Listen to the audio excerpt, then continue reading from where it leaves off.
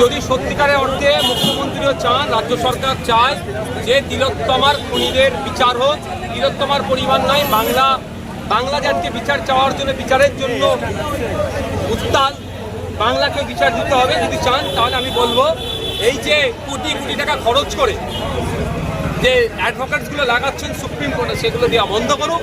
বরঞ্চ তিলোত্তমার মায়ের জন্য, তিলোত্তমার পরিবারের জন্য, তিলোত্তমার পিতার জন্য, তিলোত্তমার এত লাখ লক্ষ ভাইদের জন্য ওই অ্যাডভোকেটগুলোকে, যে স্বনামধন্য অ্যাডভোকেট বিকাশ রঞ্জন স্যার বিনামূল্যে লড়াই করছে, তার অ্যাসোসিয়েট হিসাবে বা তাদের সাথে মার্চ করে একসাথে লাগানো দেওয়ার ব্যবস্থা করুন। ছাত্র আন্দোলনের নামে অভিভাবকদের আন্দোলনের ফলে কলকাতা পুলিশের একজন এসআই এর চোখ নষ্ট হয়ে গিয়েছে, এ বিষয়ে আপনি কাকে দোষারোপ করবেন?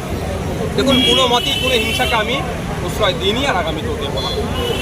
এবার যে ঘটনা ঘটেছে, একজনের চোখ নষ্ট হচ্ছে, এটাও আপনাদের বলে রাখি, পুলিশের মারে 21শে জানুয়ারি 2022 সালে আমাদের ছেলের পায়ের হাড় ভেঙে গিয়েছিল, পা ভেঙে দিয়েছিল।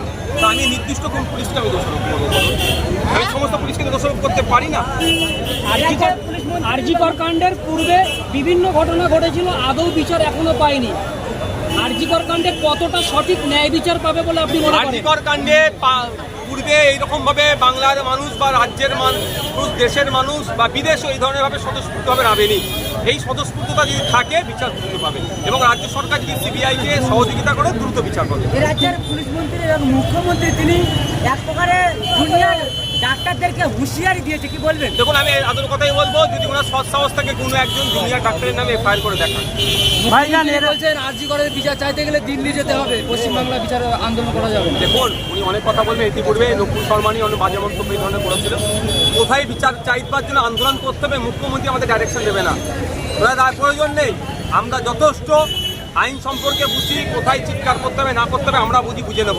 মুখ্যমন্ত্রী যদি সদিচ্ছা থাকে ওনাদের বলুন যে কামদুনির ঘটনা কি হলো, সেটা দিল্লির হাতে এখন নাই, সিবিআইয়ের হাতে নাই। আপনার পাকিস্তানের ঘটনায় কি হলো, সেটা তখন সিবিআইয়ের হাতে নাই। এর জবাবগুলো জানতো। ভাইজান, বাংলার জনগণ বিচার চাইছে মমতা বন্দ্যোপাধ্যায়ের কাছে, তিনিও রাস্তায় বিচার চাইছে, তাহলে জনগণ কার কাছে বিচার চাইছে? একটা কথা বলবো, চোর মাচাই চোর একটা মতো সিনেমা আছে না, ওখানে এরকম এই যে বলছেন অনেকটা বিস্তারিত দিয়ে। ভাইজান, আবু সিদ্দিক আনিস খান মারা গেল, এই নিয়ে কিন্তু আমাদের রাজ্য সরকার এবং রাজ্য যে বিরোধী নেতারা আছে, টিএমসি সরকার, তাদের নেতৃত্বরা এবং তার নেতারা এখনো অবধি মুখ খুললো না। এই আর্জিকর মামলা নিয়ে নেতারা মুখ খুললো, এটা কি ভয় পাচ্ছে তাহলে? দেখুন, আমি একটা কথা বলি, কে কার জন্য মুখ খুলেনি বলে আমাকে বসে থাকতে হবে এরকম ব্যাপার না। প্রতিবাদ প্রতিরোধ করার জন্যই রাজনীতির ময়দানে এসেছি। যেখানে অন্যায় অত্যাচার হবে, সে প্রিয়াঙ্কা হাসদা হতে পারে, আবু সিদ্দিক হালদার হতে পারে, আনিস হতে পারে, তিলোত্তমা হতে পারে, আমরা রাস্তায় ছিলাম, আছি আর থাকবো।